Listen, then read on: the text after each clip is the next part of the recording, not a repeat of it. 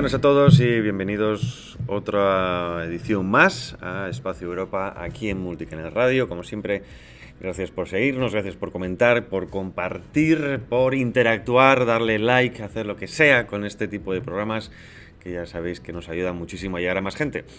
Quiero recordar que os comenté la semana pasada que en esta semana iba a estar en Israel. Llevo desde el domingo, hoy es jueves, y la verdad es que es un viaje que me ha roto todos los esquemas. No tengo ningún problema en reconocer que, pues, obviamente vienes al territorio con prejuicios, vienes con desconocimiento de la realidad y de sobre todo la sensación, ¿no? Lo bueno de viajar, a los que os guste como a mí, es pues palpar, sentir, oler, se te ponen los pelos de punta, hablar con gente, ¿no? Y más como en mi oficio, que es una bendición en este aspecto, pues que me permite conocer gente muy variopinta y que pues ni en sueños hubieras imaginado o hubiera imaginado yo hace años poder conocer, ¿no? Hablo de políticos, representantes, militares, en fin, ese tipo de cosas que pues ayudan a tener una perspectiva muy concreta de algunos conflictos. Nunca había estado en Oriente Medio, nunca había pisado el suelo de Asia, y pues casualidades de la vida, fue pisar Israel. Al día siguiente, poder estar en el sur, conocer la zona, el primer punto de conflicto del 7 de octubre, es decir, exactamente por donde cruzaron la valla que separa a Palestina de Israel, la línea verde. Hablar con los que primero vieron la entrada de estos terroristas, de estos milicianos de Hamás, contar historias de auténtico terror, de cómo les acribillaron, asesinaron, en fin, pues eso, el primer punto de conflicto, ¿no? Después conocer el sitio del Festival Nova, donde los 300 y pico chavales fueron asesinados, 40 raptados, esas imágenes que dieron la vuelta al mundo, niños jóvenes asesinados como perros, debajo de las mesas, detrás de frigoríficos, debajo de los coches, gente que murió quemada viva. Esto fue el lunes.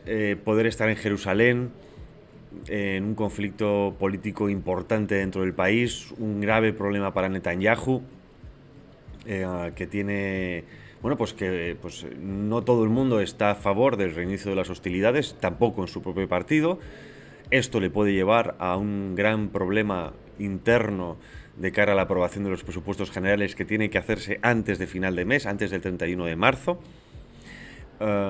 Estar en el Parlamento israelí en ese día de las votaciones, estar fuera en las manifestaciones en contra de Netanyahu para que vuelvan los rehenes cuanto antes, y luego estar en el norte, en la zona, en la frontera con Líbano, ver el muro que separa Líbano de Israel, y conocer, pues justo 2 días antes de llegar nosotros, habían sufrido otro ataque con drones, ver los estragos del ataque, la metralla, techos caídos, en fin, típico de las películas o los videojuegos de acción a quien le guste, pero que están basados en algo, y esto es la vida. Esto es la vida, hablar con gente pues que para ellos es muy normal vivir este tipo de ocasiones. Se levantan jefes de seguridad, colgarte un M16 al hombro, hablar de ataque, contraataque, del otro día saltaron, rompieron el muro con RPG, entraron 5, tuvimos que abatirlos, o mataron a mi vecino, asesinaron a la hija de un amigo, en fin. No tenemos ni la más remota idea de lo que es esto en Europa. Lo estamos empezando a ver ahora a otra escala. Es esto que permite entender por qué nos están induciendo al suicidio, no solo cultural sino social. Porque en Israel pensaremos lo que pensaremos, pero tienen, con perdón, las gónadas más grandes que las de King Kong. Y cuando pasa algo, todo el mundo reacciona, porque para eso todo el mundo tiene entrenamiento militar. No hace falta más que hacer referencia a que cuando aquí, por ejemplo, vemos un ataque, un grupito de menas que atacan a una anciana, la gente en vez de ayudar se pone a correr o a grabar en vídeo en vez de hacer lo que tiene que hacer, que es ayudar. Y ayudar, pues, pensad lo que queráis pensar por ese verbo ayudar, ¿no? Por no poder decirlo aquí para que no nos censuren. Pero creo que pues, no estamos tomando las medidas necesarias. Repito, ha sido una ocasión increíble. Me ha dado, bueno, pues primero unas ganas de conocer más la región increíble. Espero poder volver pronto a Siria, además, de hecho, a los Altos del Golán. Bueno, pertenecen a Israel, pero eran de Siria, y ya sabéis que Israel ha entrado un poquito más en la zona para hacer una zona de seguridad frente al grupo HTS, los terroristas. Y tengo una invitación de otras personas para ir más al frente. Siria, por cierto, que también conecta con lo que estamos hablando, que está apoyada por Turquía, y que Erdogan tiene problemas internos bastante grandes, manifestaciones, si no me equivoco, ayer miércoles para echarlo del poder. Parece ser que el tiempo de Erdogan está terminando, no sabemos si empujado por Estados Unidos o Rusia, pero desde luego no le está yendo muy favorablemente al sultán turco, y una vergonzosa política exterior europea, porque te guste o no te guste, Israel dice, mira, mi objetivo es este, me voy a cargar a este tipo, me voy a cargar a este otro tipo, voy a invertir aquí, voy a hacer negocios con tal, y no tienen ningún problema. Nosotros, los europeos, el complejo y inducido por nuestras élites políticas y económicas, sí nos crea problemas. ¿Cómo explicamos que el Bruselas haya aprobado un paquete de 2.500 millones de euros de inversión al gobierno de Damasco, gobierno terrorista yihadista, para incentivar el desarrollo del país y mejorar las relaciones económicas? ¿Cómo lo explicamos? Es decir, si solo es por el término económico, muy bien. Es la economía, estúpidos, y nos los entendemos muy bien, como se hubiera explicado también perfectamente en las otras guerras de Irak y Afganistán.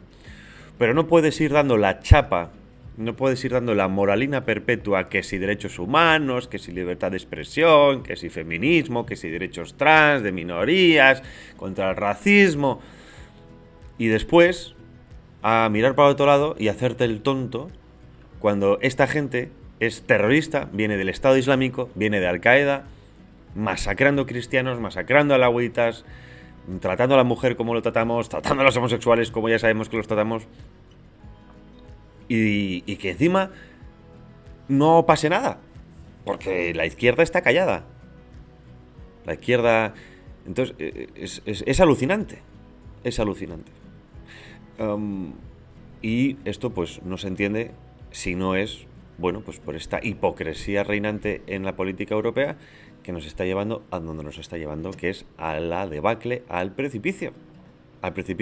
Porque tampoco, si nos explicaran quizá cuál es la intención con Marruecos, y decir, oye, mira, hay que incentivar el desarrollo de Marruecos porque nuestra intención es bajar hacia el sur, empezar a conquistar, hacer cinturones de seguridad, nos vamos a cargar a Pepito Pérez, pues lo podemos entender.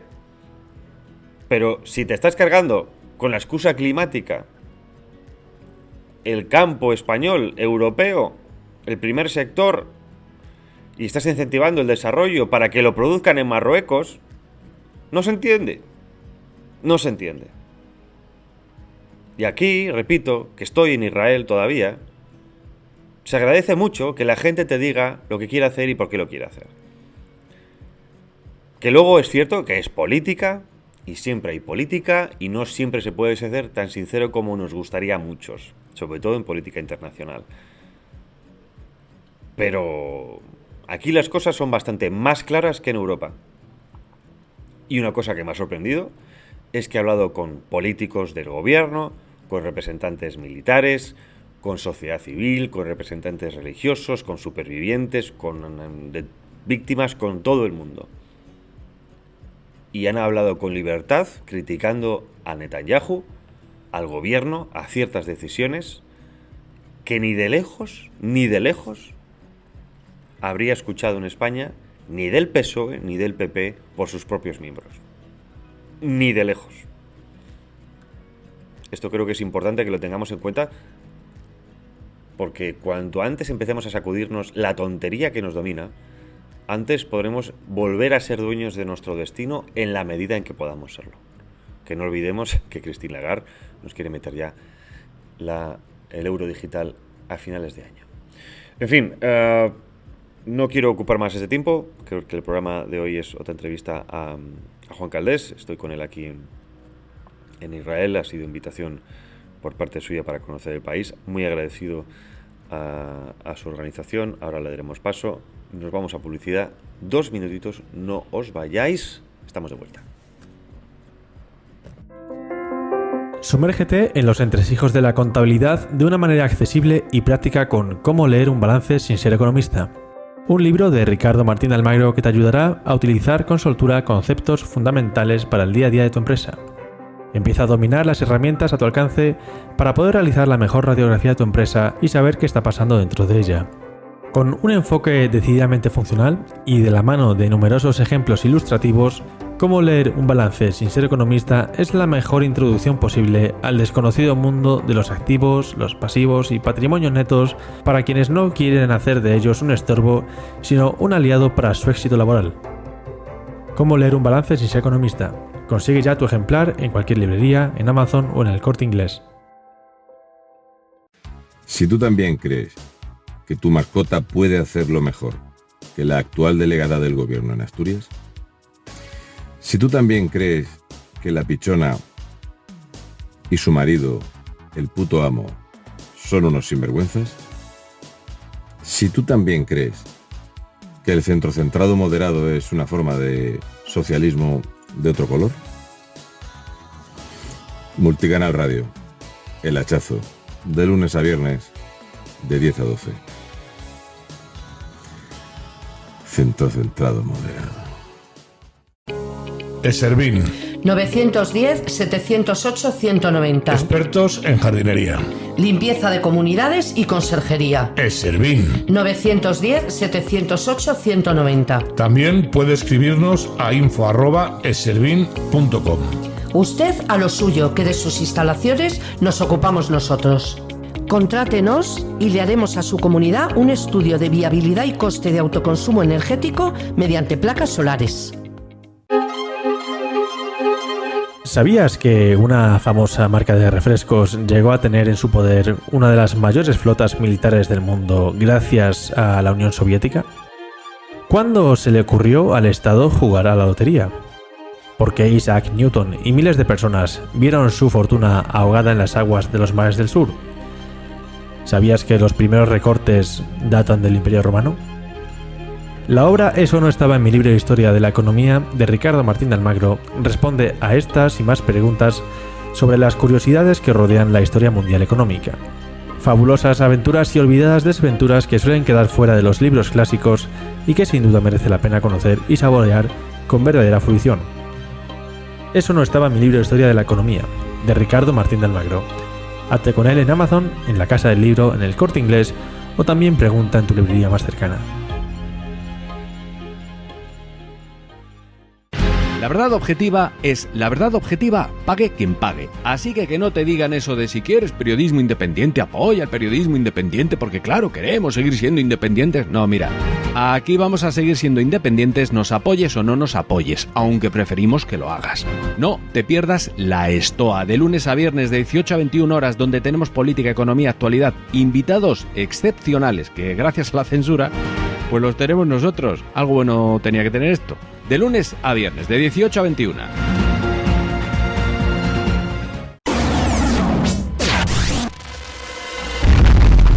Cuando las noticias dan miedo, los que las contamos tenemos que dar más miedo. Sir, yes, sir. Multicanal Radio.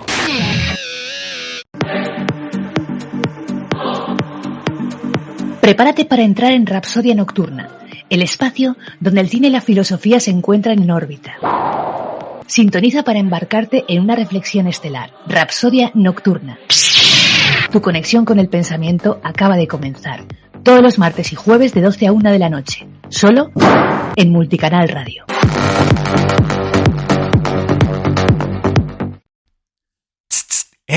Un nuevo magazine de lunes a viernes de 12 a 2 de la tarde. A mi manera. Aquí en Multicanal Radio. Presentado por Alina Santamaría. A mi manera es un nuevo estilo de programa, compartiendo con todos ustedes una perspectiva única sobre temas de actualidad, cultura, entretenimiento y estilo de vida. Tenemos muchísimas secciones, noticias curiosas, recomendaciones de libros, corazón, tips de salud y bienestar y, por supuesto, la mejor música para alegrar tu día a mi manera.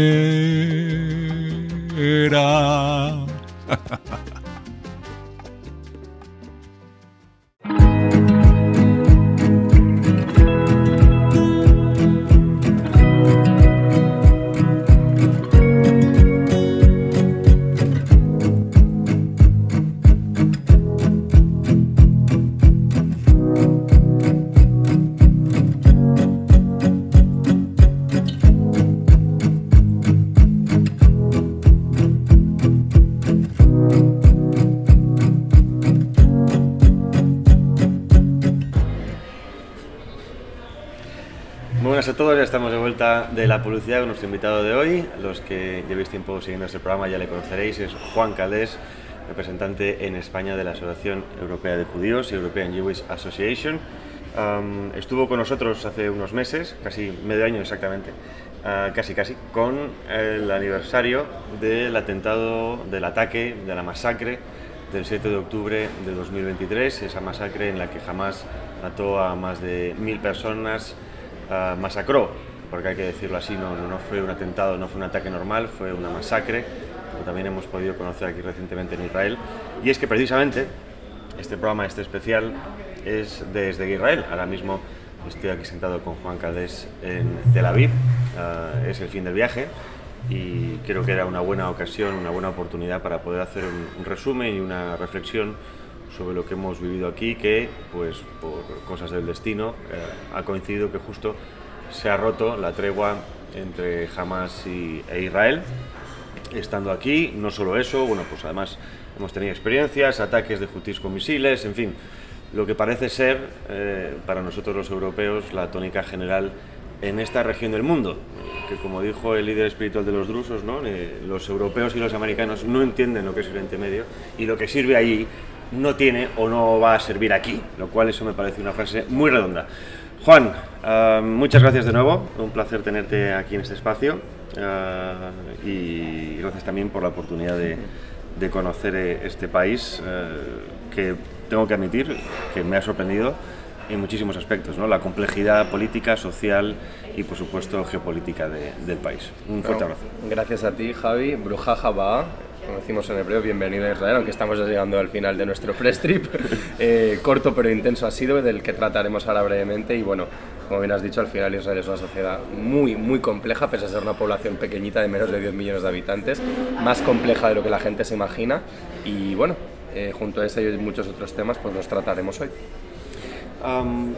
Aquí soléis venir más o menos con un viaje de prensa cada 6 meses aproximadamente, entonces cada trimestre, 3 viajes, cada 4 meses, 3 viajes al año.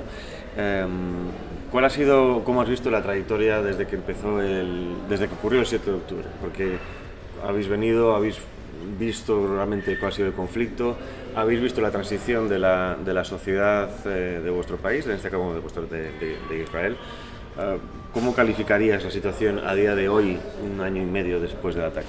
Bueno, pues en primer lugar, el año pasado, post 7 de octubre, en el año 2024 hicimos 4 press trips, que fue, normalmente hacemos 3, como has dicho, y el año pasado hicimos 4. También era por circunstancias especiales, al final era el primer año de la guerra, y con todo lo que había, pues evidentemente sentíamos que había un deber aún mayor de tratar la situación on the ground. Y bueno, trajimos a periodistas, hacemos combinación de periodistas de Europa, de diversas partes de Europa, desde España, donde estás tú y aquí, hasta partes del este de Europa y también de Estados Unidos, y combinamos ambos. Y este año esperamos hacer otros 3-4 y bueno, el año pasado es verdad que el año pasado estuvo muy centrado exclusivamente sobre la guerra, Los primeros 6 meses estuvo muy centrado con el tema de Hamas en Gaza, por razones obvias, y luego, como la situación fue empeorando a partir de septiembre con el tema de Hezbollah, justo en septiembre nos pilló que cuando vinimos y trajimos la delegación estábamos en el norte a 5 kilómetros de la frontera cuando hubo el famoso ataque de los Vipers, y en los últimos 2 nos centramos más en el norte porque la situación estaba más tensa, entre comillas, de lo que ya estaba más controlada en el sur con Gaza. Y este año, pues este primer pro que hemos hecho 2025 contigo aquí presente, lo hemos hecho más genérico.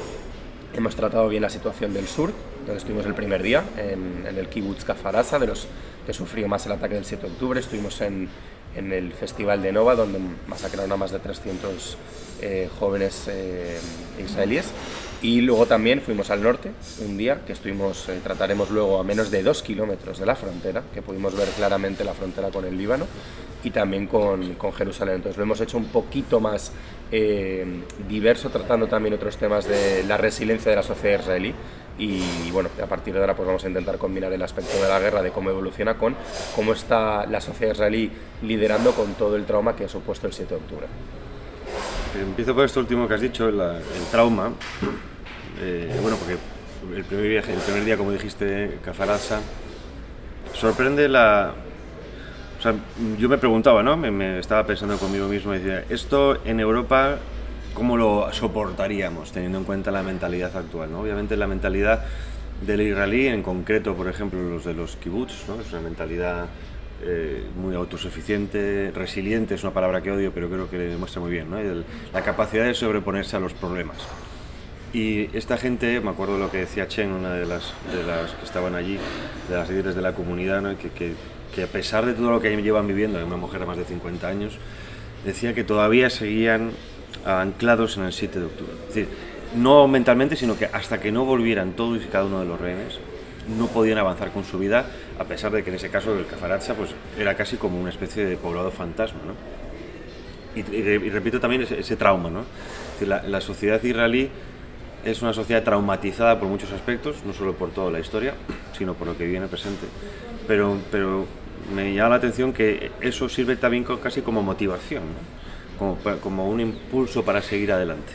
En otros sitios, tal cual, sobre todo que tú también vives en Europa, seguramente a muchos les bloquearía. Aquí es motivo de acción. Sí, porque al final está en... primero, por partes. La primera parte es que está en la mentalidad del pueblo judío, por razones que todos ya sabemos históricas, de persecuciones por todas partes y de tener que sobrevivir al final. Y sobre todo en este, como lo llama Netanyahu, el primer ministro, en esta parte del mundo, en este pequeño neighborhood, que es Oriente Medio, aquí es la ley del más fuerte. Al final aquí tienes que sobrevivir en Europa y nos hemos acostumbrado desde el final de la Segunda Guerra Mundial, con excepciones que ha habido evidentemente con la guerra de los Balcanes, con lo que está pasando ahora en Ucrania, pero fuera de esas excepciones que ahora mismo están o han pasado, hemos tenido la gran suerte de los últimos 80 años, y sobre todo en nuestro caso en España o en Bélgica donde vivimos, de tener una suerte absoluta de no tener que pensar qué es el coste de la guerra y de tener que sobrevivir y hacer lo que sea para sobrevivir. Y aquí, fíjate, los supervivientes de los kibbutz son los famosos peaceniks. Son aquella gente que es extremadamente secular, extremadamente, o que ha sido históricamente, votante del Partido Socialista, y algunos de Meretz, que es más izquierda aún, incluso que el Partido Socialista, y que eran los que creían más firmemente en la solución de los dos estados, los que más firmemente. Y como ellos mismos, cuando les has preguntado, que los has conocido, menos uno que conocimos, el resto te decían que habían perdido cualquier tipo de esperanza de tener, o de llegar a cualquier tipo de acuerdo de paz con sus vecinos palestinos. Y ya no nos vayamos al caso de la derecha, porque esto es un país que cada vez está más anclado en la derecha, y basta ver los porcentajes que nos enseñaron, con más del 67%. Exactamente, exacto. O sea, casi ya el 70% de una población de, repito, de 9 millones de habitantes, que es nada. Entonces, al final, vamos a poner el ejemplo de ayer. Es que es muy importante, bueno, acaba de suceder y creo que es el momento ideal para que lo comentemos tú y yo. Estamos aquí en Tel Aviv por la mañana.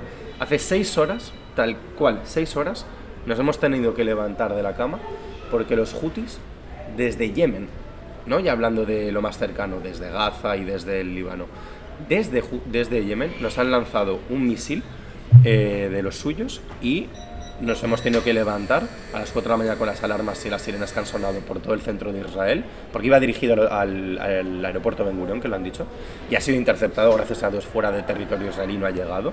Pero imagínate, ¿cómo le explicas tú, Javi, a alguien español, igual de la ideología política, a un español, cómo le explicas tú tener que levantarse de su cama a las 4 de la mañana con una sirena que suene por todo el país? Porque hay una probabilidad, gracias a Dios que hay un sistema de defensa aérea que es increíble, porque si no fuese por eso, este cohete, este misil, iba a llegar aquí, iba a impactar, y ha llegado en muchos casos y ha matado a gente y ha herido de gravedad. ¿Cómo le explicas a un español que a las 4 de la mañana se tenga que despertar de su casa, de su cama, e irse al refugio antiaéreo en 10 segundos, que ya te explicamos cómo funciona, 10-15 segundos máximo para llegar, y rezar para que no pase nada? Esto en Europa es inconcebible, y gracias a Dios que no tenemos que ponernos en esa situación. Pero imagínate ahora que los vecinos de Marruecos, por ejemplo, ya, o de Portugal o de Francia, pero Marruecos en concreto, decidiesen hacer lo mismo. ¿Cuál sería la respuesta de este país? Bueno, entonces... No, parece que no va muy desencaminados. No, claro, o sea, pero... Quizá el español que se pregunta es por qué estamos financiando con miles de millones de euros a Marruecos precisamente para que nos amenace como a vosotros os amenazan otros países. Claro, entonces, al final, ¿sabes qué pasa? Que nos hemos puesto en una situación en Europa... Estamos en una situación tan absolutamente cómoda, tan alejada de la realidad, y el mundo es un mundo duro. Es un mundo en el que la gran parte del mundo aún sigue en conflictos perpetuos y en guerras muy duras. Y en este caso, en Oriente Medio, repito, es la ley del más fuerte. Es que hay que sobrevivir, no queda de otra. Todos los países de la zona, y si no, los que no van a estar aquí. Y basta ver como el Líbano, por ejemplo, hace 50 años era la Suiza de Oriente Medio, y mira lo que se ha convertido en un estado fallido. Es el hazmerreír de Oriente Medio, cuando antes era un país que la gente respetaba significativamente. Entonces, repito, es que no queda de otra que sobrevivir. Ahora que mencionabas el Líbano, me he acordado del jeque Tarif, el líder de la población, el líder de la comunidad drusa, que cuando hablábamos precisamente del Líbano le preguntaba por esto el número de las comunidades, el número de la comunidad drusa en la región, que eran 1.200.000 en Siria, 700.000 en Líbano y 150.000 en Israel. Decía que bueno que la situación en el Líbano principalmente es culpa de los franceses. Bueno, no solo por también la descolonización, entre comillas, de todo lo que pasaron con los ingleses y franceses, sino pues que cuando se fueron, pues ya sabéis que algunos se fueron como se fueron los estadounidenses de Afganistán, rápido y mal, y en política pues no hay espacios vacíos, y si tú no estás, alguien lo va a ocupar, y en este caso pues lo fueron ocupando poco a poco las Hezbollah o las milicias chiitas en otras regiones, ¿no? Entendiendo, para que la gente que esté escuchando, que hay una batalla constante en el Islam entre chiismo y sunismo, ¿no? Por lo tanto también eso se suma un grado más del conflicto en toda la región. Los drusos me sorprendieron mucho por cómo ellos mismos se defienden, ¿no? También como ciudadanos de Israel, guerreros, arduos guerreros y patriotas israelíes. La casa del jeque todo llena de fotos, de imágenes con todos los líderes de Israel. ¿Qué le debe Israel a los drusos? Muchísimo, y yo creo que de hecho a veces no somos conscientes, y sobre todo la sociedad israelí, y yo como judío sionista y europeo que lo veo desde fuera, creo que la sociedad israelí tiene que estar infinitamente agradecida a la comunidad drusa, porque pese a ser una comunidad en representación pequeña, como has dicho, de 150.000, como bien pudiste ver en donde estuvimos con el Sheikh, la bandera de Israel estaba por todas partes junto a la drusa, y las fotos históricas de los 75 años de relaciones que ha habido con todos los primeros ministros y presidentes de este país. Una comunidad que a la mínima que hay que sumarse a las filas, como pudiste comprobar ayer, cuando conocimos a una mujer joven de la comunidad que nos comentó y nos narró cómo su marido, que tenía un cargo importante en la Tzabá, en el ejército, murió en combate recientemente. Son los primeros que tienen el espíritu, como bien has apuntado, de guerreros en la historia de su pueblo, allá donde han estado. Y como bien te dijo, una parte muy importante, al final los drusos, estén donde estén, sea principalmente en el Líbano o en Siria o en Israel, son antes que nada leales y patriotas al país en el que están. Evidentemente que a nadie le hace gracia tener que, en el otro lado, cuando ha habido la guerra contra Siria o con el Líbano, tener que enfrentarse a alguien de tu comunidad, pero por encima de todo está la lealtad al país, y en este caso la comunidad drusa está completamente integrada que no asimilada, que es otro concepto distinto que se podría tratar más extensamente, pero totalmente integrada en la sociedad y en el tejido de la sociedad israelí, y están sumamente orgullosos. Te lo dijeron varias personas aparte del Sheikh. Hubo un spokesperson que estuvo también, hubo un par de miembros que están completamente integrados y que adoran este país y que contribuyen en todo lo que pueden. Entonces, yo creo que desde la sociedad israelí hubo, y él lo comentó, y muy acertadamente, una ley que se pasó en la Knesset hace 6-7 años, con la del Estado-Nación, que pasó la coalición de Netanyahu en aquel momento. Y él no atacaba personalmente a Netanyahu porque conoce bien a Netanyahu, porque lleva tratándolo durante décadas, y sabe del amor y el cariño tan especial que le tiene a la comunidad, porque como el propio Bibi narra cuando estuvo sirviendo hace 50 años, fueron drusos los que le salvaron la vida, y esto es verdad. Pero ya sabemos lo que es la política y presiones de coaliciones y demás, lo que pasó. Y creo que desde ese sentido, una parte, no toda, pero una parte de la sociedad israelí le tendría que pedir perdón y estar mucho más agradecida, porque tenemos unos aliados de primera. Y sobre todo, repito, para aquellos que hablan de que Israel es un estado apartheid, esta es la clara representación de una comunidad que no es judía, que está completamente anclada en sus tradiciones, que no quiere asimilarse, pero que al mismo tiempo, repito, cuando tiene que defender al Estado judío, lo va a defender cueste lo que cueste. Para poner en contexto a los oyentes, o sea, está el líder de la comunidad, el Jeque Tarif, que es, digamos, el que sucede al histórico Tamim Tarif, que estuvo 65 años al frente de la comunidad, y pudimos estar con un general de brigada, retirado, general de brigada, que no estamos hablando de un oficial normal, druso, que además fue primer consejero de la presidencia del país.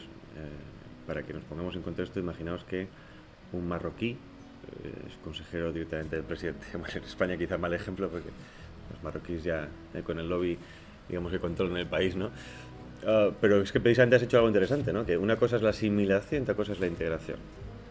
Asimilación es lo que pasó en la inmigración francesa en los años 60-70, que les funcionó muy bien. La integración no funciona cuando es inmigración musulmana y, digamos, no hay una conexión con el territorio. Ahora bien, obviamente, ¿no?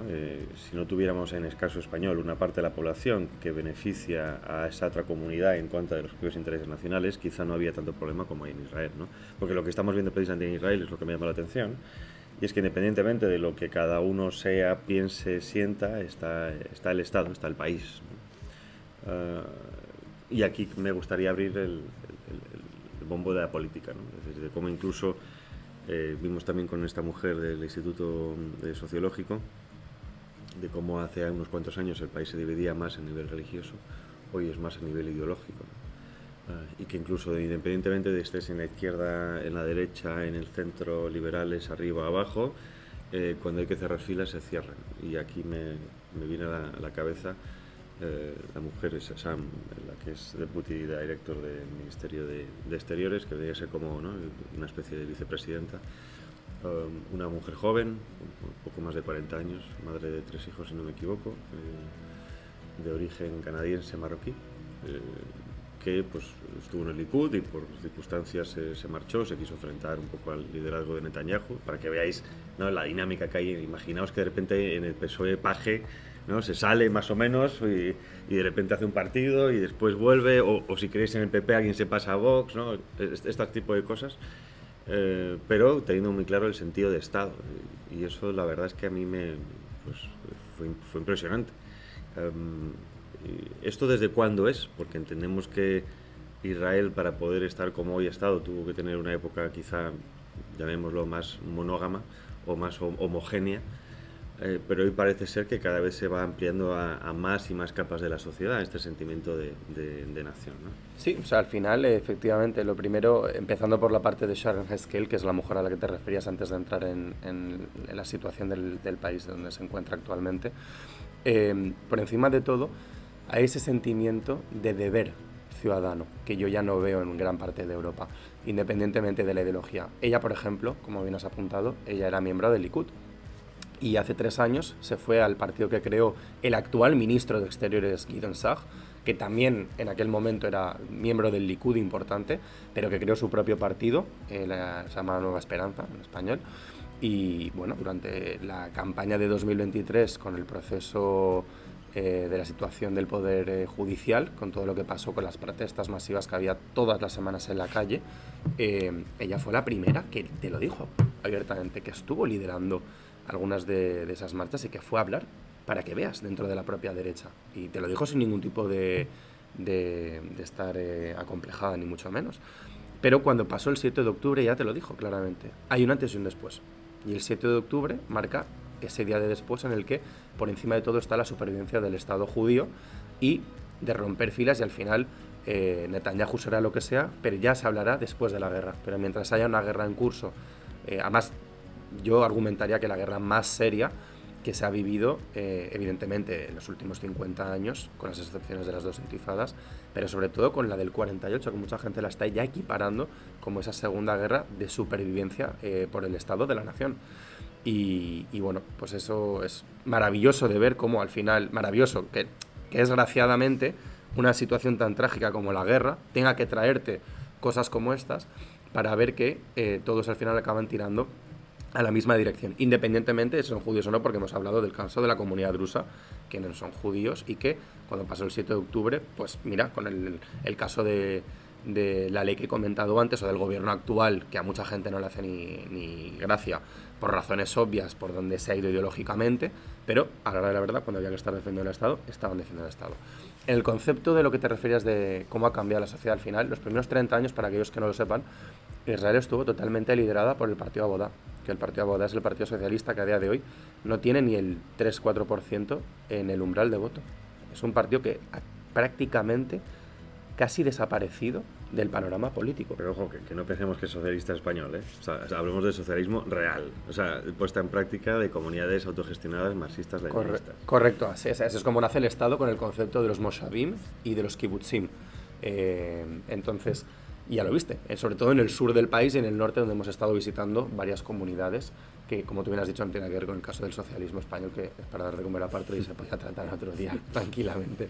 Y hemos visto cómo en esos primeros 30 años era un país completamente anclado a la izquierda, ideológicamente como lo entendemos aquí en Israel, y, repito, con el aspecto secular, siempre de la separación de Estado, balancear judío y democrático, como dice, porque aquí no hay una constitución, para que no se lo sepan, Israel no tiene constitución escrita, hay una declaración de independencia y y luego están los basic laws, que son como esas leyes que tienen más poder a nivel... Como una carta magna británica. Sí, por así decirlo, pero no hay constitución, que es muy importante esto recalcarlo. Y a partir de ahí, en los últimos, sobre todo con la victoria de Menachem Begin y con la llegada de Netanyahu, o sea, Menachem Begin lo cambia todo en el 77 del partido del Likud, y luego con la llegada de Netanyahu hace 30 años al panorama político, que ha dominado prácticamente de manera casi consistente durante las últimas 2 décadas, Israel se va más a la derecha también por la pérdida ya de fe, sobre todo después de los acuerdos de Oslo, que con el asesinato de Yitzhak Rabin, que marca para mí el devenir de este país para mal en muchos sentidos, porque ahí fue el único momento en el que estuvimos realmente cerca de llegar a una solución de los estados, pero a partir de ahí la gente ha perdido fe, la estuvo perdiendo en las últimas décadas y ahora ya después del 7 de octubre por completo, y estamos viendo cómo hay una fragmentación política, hay más de 12 partidos políticos en un parlamento, Javi, que es importante recalcarlo, 120 diputados. 120 diputados es... Son 10 diputados por partido, de nada, media. Además. Claro, es nada. 12, hay más de 12 partidos políticos. Luego están evidentemente los grandes como el Likud, pero hay 12 partidos. Nosotros nos reunimos el otro día con, por ejemplo, cuando estuvimos en la Knesset, con el líder del partido Ga'am, que es un partido árabe israelí, que estuvo en la coalición de gobierno, que hizo historia, primer partido árabe israelí que entró en la coalición de gobierno con Naftali Bennett y Yair Lapid hace 3 años, antes de que cayese el gobierno con la vuelta de Netanyahu. Y cada vez se está abriendo más políticamente el tablero, de derecha a izquierda, religioso no religioso, árabe israelí, judíos laicos, judíos más religiosos. Es que es fascinante desde ese punto de vista de analizarlo como analista político desde fuera, pero también pues lo que conlleva es que evidentemente hay una fragmentación y más división y polarización en la sociedad que se está notando ideológicamente, pero repito, y para acabar con este tema, cuando pasa lo que pasa en el 7 de octubre, a la hora de la verdad, la gran mayoría del país está aún completamente unida con las dos misiones que no han cambiado en absoluto, la de traer a los 59 rehenes vivos y muertos lo antes posible a casa y la destrucción absoluta de Hamás, tanto política como militarmente. Y esos dos objetivos no han cambiado en absoluto. Pero esto quizá también, esto último que es el inicio de las hostilidades, si queremos, la ruptura de la tregua. La tregua que, recordemos, se firmó el 19 de enero y que a un día de cumplirse 2 meses se rompió. Digamos, el que hace por romperlo en este caso, o digamos el que inicia las hostilidades de nuevo es Israel, pero porque jamás en este caso pues no cumple con lo que se había acordado, que era precisamente la entrega de más rehenes, o al menos de dar más información, ¿no? Es decir, obviamente jamás juega sus cartas, que es utilizar a los rehenes para hacer una extorsión política o de beneficios de lo que sea. Pero claro, esto también enfrenta, no digo que enfrente, pero es cuestión de disputa, de debate, ¿no? Es decir, saben que la única manera, o digamos que la mejor manera quizá es la presión militar, pero eso a la vez también pone en riesgo la integridad de los rehenes, ¿no? Hablábamos también con esta mujer, Edith, la mujer de Alon, la madre de Alon, un chico de 24 años ahora, cuando fue raptado 22, o sea, ellos son casi 2 años sin ver el sol, en una habitación de 4 metros cuadrados, atado con una cadena y con apenas una pita al día encima para repartir, cuando estaban con varias personas, para comer, ¿no? Imaginaos esta situación, ¿eh? Estamos hablando casi como lo peor de ETA, pero sumarle 200 días, que se dice pronto. Y la madre decía, claro, yo confío en que Netanyahu esté haciendo lo mejor para el país, no lo ponía en duda, pero también tiene el miedo de, oye, es que esto, pues sé que a mi hijo le va a significar una mayor presión, más maltratos, más violencia, pero pues algo hay que hacer, ¿no? ¿Y qué vas a hacer con un grupo como Hamás, que, bueno, pues, que además es que lo informaban muy bien, ¿no? Es decir, oye, aquí no estamos hablando solo de un grupo terrorista, estamos hablando de un grupo terrorista que se esconde detrás de edificios de Naciones Unidas, que se esconde detrás de escudos humanos y que recibe financiación de la URWA, o que incluso se aprovecha de la financiación y de la buena voluntad de los occidentales. Que ahí entramos quizá con lo que tú decías antes, ¿no? Es decir, para hablar pronto y mal o claro y plata, la paja mental del ciudadano occidental medio, que piensa que sus impuestos se están utilizando para el mundo yuppie, multicolor, etcétera, etcétera, pero que acaba en bolsillos de gente como esta. Exactamente. Y entonces, lo primero, antes que nada, con la situación que hablabas de los rehenes, que ayer tuvimos una oportunidad de verdad de oro, porque pudimos estar con su madre y que nos recibió en su casa y fue toda una experiencia ya en sí. En primer lugar, si España ahora mismo, nuestro país, tuviese a 59 rehenes civiles inocentes que no tienen nada que ver, como este chico, como su hijo, tenía 23 años, que estaba de fiesta como cualquier chaval, pasándoselo bien. Ese era el crimen, estar pasándoselo bien. ¿Qué haría nuestro país si tuviese a 59 rehenes en territorio? Repito, los países de la zona siempre me voy a ir a los obvios, que es Portugal, Francia y Marruecos por proximidad. Pero vamos con el estilo de Marruecos, que hay más hostilidad, por ejemplo. Si ahora, por ejemplo, hipotéticamente, que esperemos que nunca pase, Marruecos ahora mismo se llevase a esos 59 ciudadanos españoles como rehenes, ¿qué haría nuestro país? ¿Qué haría? No hablo de este gobierno, pero ¿qué haría nuestro país? ¿Cuál sería la respuesta ciudadana? ¿Lo aceptaríamos y, bueno, pues ya está, es lo que hay?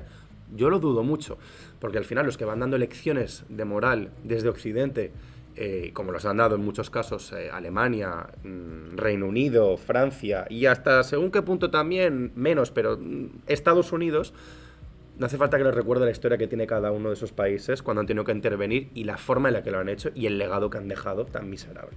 Esto es un hecho. Entonces, es que es muy difícil balancear, porque por una parte, yo soy el primero que quiero que vuelvan ya es ya, pero al mismo tiempo, ¿qué haces cuando...? Y también otro punto para tener en cuenta, Javi. Cada vez que ha habido el canjeo, que no es un canjeo de prisioneros, hay mucha gente lo ha vendido como un canjeo de prisioneros, no. Se ha sacado en esta primera parte de la tregua, ya lo hemos visto, no ha habido ni 100 personas y se ha liberado a miles del otro lado, miles de terroristas, que esa es la diferencia, de terroristas, gente que está convicted por casos de terrorismo, en el caso de la familia Vivas, con bebés. Esa es la diferencia. Y miles por unos pocos. Entonces, es esa parte que es muy difícil de entender del etos sionista. El etos sionista que se cuenta en el 48 es: allá donde haya un judío en peligro, vamos a hacer lo que sea para traerla a casa, aunque haya que pagar ese precio, como hizo Netanyahu en su momento con Gilad Shalit, cuando se lo llevó Hamas y hizo un canjeo por 1.000 personas. Este es el soldado que estuvo... Exacto, durante varios años en Gaza. 1000 días. Exacto, varios años, sí. Muchos. Hizo ese canjeo donde, por ejemplo, salió Yahya Sinwar, el ex líder de Hamas que asesinó el año pasado las fuerzas de defensa israelí, que al final, gracias a Dios, lo acabaron encontrando. Y, por cierto, otro dato que a lo mejor la gente no sabe y lo quiero comentar muy brevemente: Yahya Sinwar, el arquitecto del 7 de octubre, estuvo 22 años en una cárcel, en una prisión israelí. Tenía un tumor cerebral y estaba a punto de morir. Esto está todo, es verídico. Lo trataron en Israel en un hospital y le salvaron la vida. ¿Cuál fue la respuesta? El doctor que lo operó, su sobrino, el 7 de octubre lo mataron. Esto mucha gente no lo sabrá. Esta es la respuesta de los que te salvan la vida, historias parecidas también tenemos en España con ETA. Claro, entonces es muy difícil, Javi, al final es muy difícil balancear, evidentemente, los rehenes y las familias con todo lo que llevan, que no me lo quieren imaginar, no sabemos ni lo que es, este año y medio de infierno que llevan viviendo, con balancear los intereses generales del Estado y de la población. Decir, oye, este error, error entre comillas, de liberar pues números tan pequeños por miles de terroristas, repito, inocentes, civiles, con terroristas no se puede comparar, para que luego salgan y te vuelvan a hacer lo que te hacen. Es que es muy difícil a la hora de ponerlo en práctica en el realpolitik. Entonces no hay, yo creo que una respuesta correcta 100%. Desde el punto de vista humano, te diría que... no existe, porque al fin y al cabo estamos en un conflicto anclado en el tiempo, claro, en el tiempo infinito, porque esto, claro, cuando hablamos de espacio vital, si lo queremos ver así, Lebensraum, que decían los alemanes, más conflicto religioso, más conflicto étnico, más conflicto familiar, porque al fin y al cabo esto es, ¿no? Las guerras que lucharon mis abuelos, mis ancestros, las continúan los padres, los hijos, los nietos. Pero las continúa, Javi, si te das cuenta, desde el otro lado, porque tú miras la historia de estos un poco más de 75 años y todas las grandes guerras, y incluyo ahora ya la del 7 de octubre, porque es que es una de las grandes, evidentemente, han sido iniciadas por el mismo bando. Entonces, ha habido ya 7 ofertas serias de verdad, de paz. La última gorda hace 25 años con Yasser Arafat, antes de la gran intifada, en la que el 95% de Judea y Samaria se entregaba con Jerusalén de capital. Y Yasser Arafat, todo el mundo lo sabe, se levanta de la mesa y empieza la segunda gran intifada. Entonces, ¿qué más se tiene que hacer para alcanzar la paz? Al final, como decimos en inglés, it takes two to tango. O sea, al final necesitamos a las dos partes que lleguen a cualquier tipo de acuerdo. Pero si la otra parte constantemente va a acabar siempre apostando por el camino de la violencia sistemática y del terrorismo, hay un momento dado en el que la otra parte pierde la esperanza y, desgraciadamente, no queda de otra que seguir con la acción militar. Y yo no estoy entrando, no voy a hacer valoraciones de juicio de si es lo correcto o no, pero que también hay que entender por qué se acaba haciendo y aplicando esa presión cuando el otro acaba fallando. No, claro, ahí te quería entrar, por hacer un poco al abogado del diablo equidistante.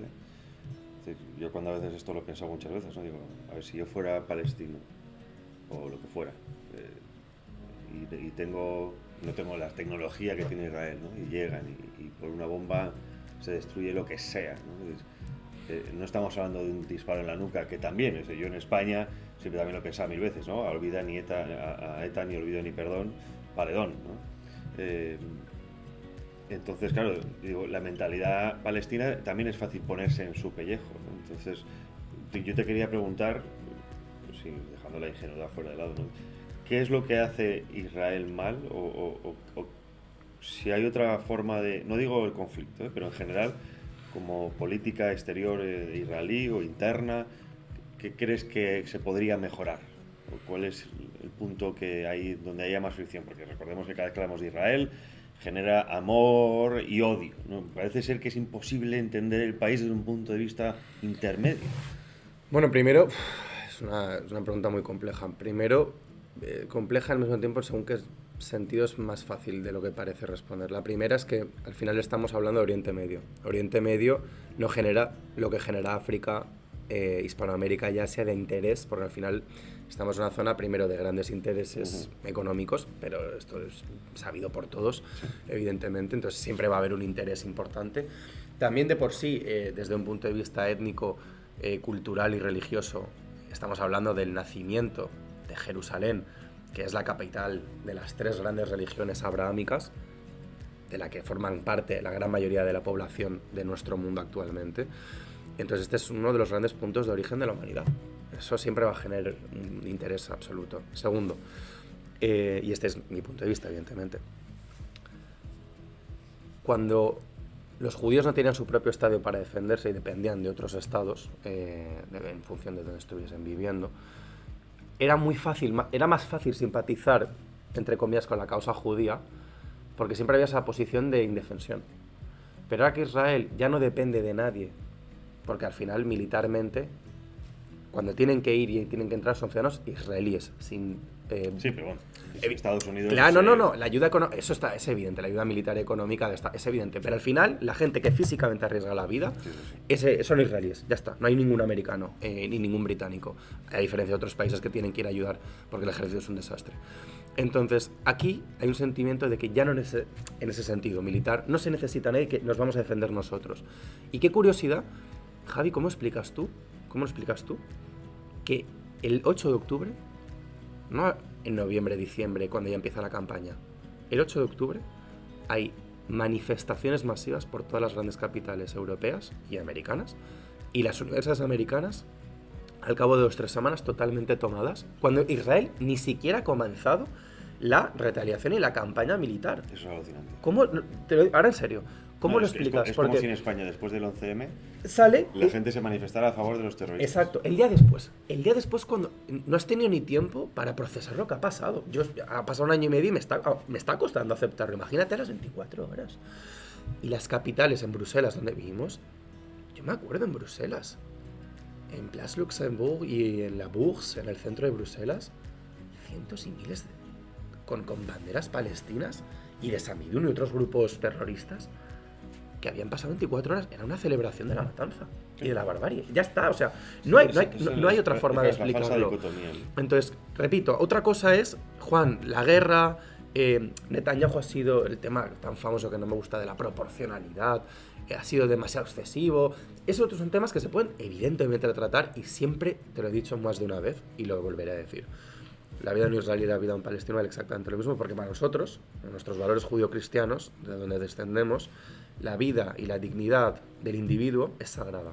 Entonces, evidentemente que cuando veo las imágenes, pues sufro y no me gusta en absoluto. Pero no dejo de olvidar, y no estoy diciendo que justifique, quiero ser muy claro, que al final del día, jamás son los únicos responsables de todo lo que está pasando, porque ellos sabían perfectamente lo que iba a pasar cuando empezaron el 7 de octubre. No son imbéciles, sabían perfectamente las consecuencias que iba a haber, y si tanto te importa a tu población, no harías eso, primero. Segundo, porque además está todo documentado, no te pondrías utilizando a tu propia población de escudos humanos por todo el territorio.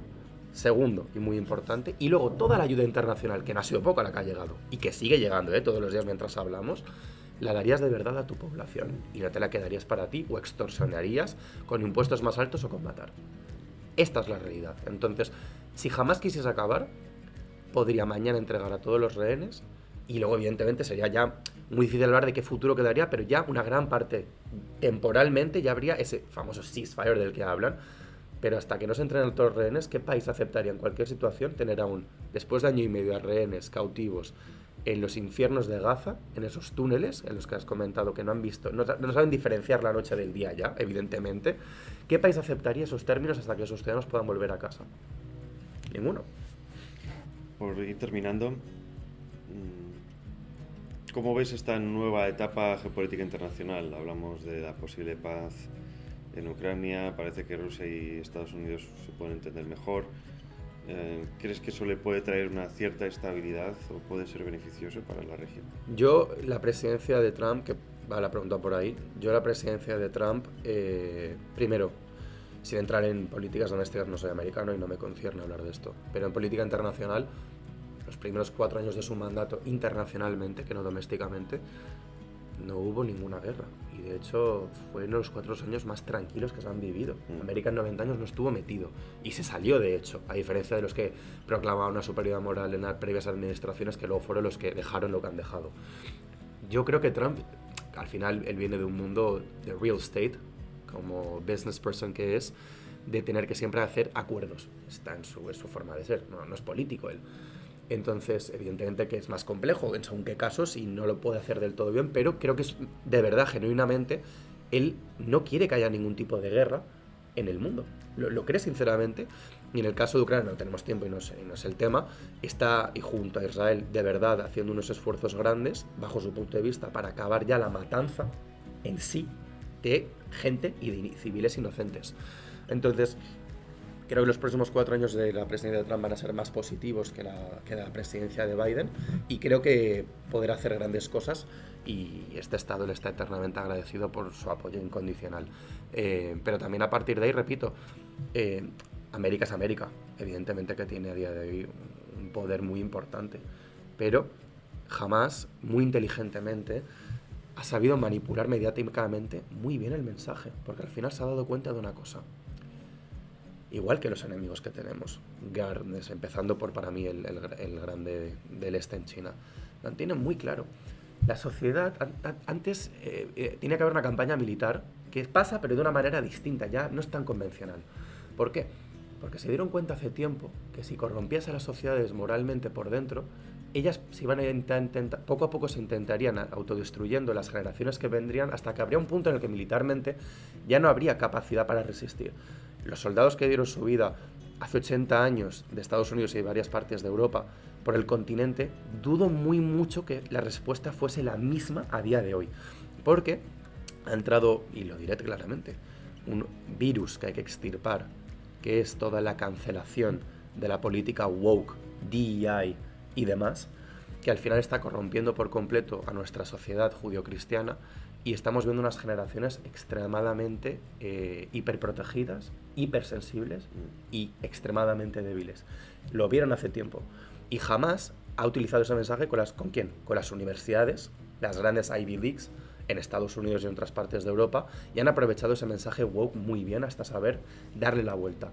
También por parte de ellos una ingenuidad y una estupidez absoluta de sacar la bandera LGTBI con la bandera palestina, que es que, entre otras muchas, que es parar de comer aparte, o sea, pero lo han sabido utilizar muy bien en ese sentido. Y repito, nos levantamos pronto, Javi, te lo dijeron ya ayer varias personas, el líder de la comunidad drusa fue uno de los que también lo dijo, o refiriéndose a Europa y a Estados Unidos con los periodistas, os levantáis pronto del momento este de sueño en el que se está, o lo que está pasando aquí pasará más pronto que tarde en vuestros países. Ya está pasando. Y ya está pasando de maneras distintas. Entonces es nuestro deber, como europeos que somos, levantarnos y aprender de las lecciones tan duras que está pagando el precio Israel, porque es el primero en la región de contención contra todo el yihadismo islámico y demás barbaries, antes de que llegue a nuestro territorio. Y repito, o nos levantamos pronto, será muy tarde. Pues aquí terminamos, Juan. Gracias de nuevo por la oportunidad de conocer Israel. Espero volver, tengo muchas cosas pendientes. Para bien o para mal, el conflicto escalará antes o después. Recordemos que Israel tiene el concepto de los 7 frentes: lucha con Hezbollah en el Líbano, con Hamas en los territorios palestinos, Franja de Gaza también, milicias chiíes en Siria, en Irak tenemos Teherán, que es la madre, digamos, la cabeza del pulpo, y luego los hutíes en Yemen. Entonces, digamos que es donde se confronta Israel todos los días. Físicamente ahora en 2 frentes, pero pues con los otros a la distancia y demás. En fin, esto es Oriente Medio, siempre lo ha sido y parece ser que seguirá siendo, pero bueno, pues me merece la pena tener una perspectiva general que a mí, como europeo, español, me faltaba. Eso lo admito sin ningún problema, ¿no? Si tenemos que entender el mundo, como les digo siempre, por los medios españoles, vamos apañados. Nada mejor que venir aquí sobre el terreno. Juan Caldés, muchísimas gracias. Ahora lo voy a decir bien: representante español de la Asociación Judía Europea. ¿Bien? Exactamente, vale. Perfecto. Muchas gracias por haber estado con nosotros en Tel Aviv y por el resto del país. Esperamos volverte a ver muy pronto por esta tierra, que es tan tuya como mía, que es nuestro hogar, y un fuerte abrazo. Hasta pronto. ¿Te interesan los temas de seguridad, defensa, inteligencia y terrorismo? ¿Quieres estar al tanto de la realidad que enfrentan día a día los policías nacionales y guardias civiles? Sintoniza Azul y Verde en multicanalradio.com. Todos los lunes a las 5 de la tarde. Te traeremos el análisis más completo y actualizado sobre la delincuencia, terrorismo y los desafíos del mundo de la seguridad y defensa. Azul y Verde, donde la realidad y la información se encuentran. No te lo pierdas. Si buscas los mejores materiales para tus creaciones y tu destino es Madrid, Bellas Artes GECO es tu mejor opción. Ya somos la 4ª generación a vuestra disposición. Desde lienzos, acuarelas y óleos hasta herramientas especializadas para todas las técnicas. Lo tenemos todo. Asesoría personalizada y las mejores marcas en el centro de Madrid. Encuéntranos en la calle Hortaleza 82 y en la calle Pelayo 38 o visita nuestra tienda online www.bellasartesgeco.com. Teléfono 91 319 96 90. Síguenos en nuestro Instagram y forma parte de nuestros talleres en geco.bellasartes. GECO Bellas Artes, donde tu talento se transforma en arte. Inspírate, crea y vive el arte con nosotros. ¿Te interesa la historia militar, la geoestrategia, la geopolítica, las anécdotas belicoseras? Pues tu programa es El Cuartelero, con el general Agustín Rossetti y con David Díaz Cabo. Todos los martes en directo a las 4 de la tarde en Multicanal Radio. Y también nos tenéis en diferido en YouTube, iVoox y Spotify. Ya lo sabes, alístate en El Cuartelero, no te arrepentirás. Soy Dani, maestre Bubillo, y estaré aquí en Multicanal Radio todos los días de lunes a viernes de 11 a 12 de la noche, la hora golfa, haciendo el programa En Pelotas, que es el espacio deportivo de Multicanal Radio y también de nuestro canal de YouTube, donde me podréis encontrar en directo, insisto, de lunes a viernes de 11 a 12 de la noche. Toda la actualidad deportiva aquí, En Pelotas. Te invitamos a escuchar Startup Olé Radio, el programa líder de emprendimiento, startups e inversión de España, aquí en Multicanal Radio, todos los viernes de 5 a 6 de la tarde. Entrevistas, noticias y tertulias. Presenta y dirige Emilio Corchado. Poco más que decir. Espero que os haya servido para tener una mejor perspectiva del país, fuera de las dicotomías habituales a las que estamos acostumbrados en los medios españoles, si Israel bueno, si Israel malo, pero pues como cualquier persona sabe, la realidad es más compleja de lo que nos cuenta. Así que espero haber podido ayudar con esa pequeña aportación, también con la información que nos ha dado Juan, porque es bueno conocer las versiones y después cada uno a que se haga su propio puzzle, que eso es lo importante, comprender para que cada uno se construya su propio puzzle. Nada más, muchísimas gracias de nuevo, como siempre, por estar con nosotros, gracias por interactuar, compartir, darle gusta, etcétera, etcétera. Nos vemos en una semanita. Hasta pronto.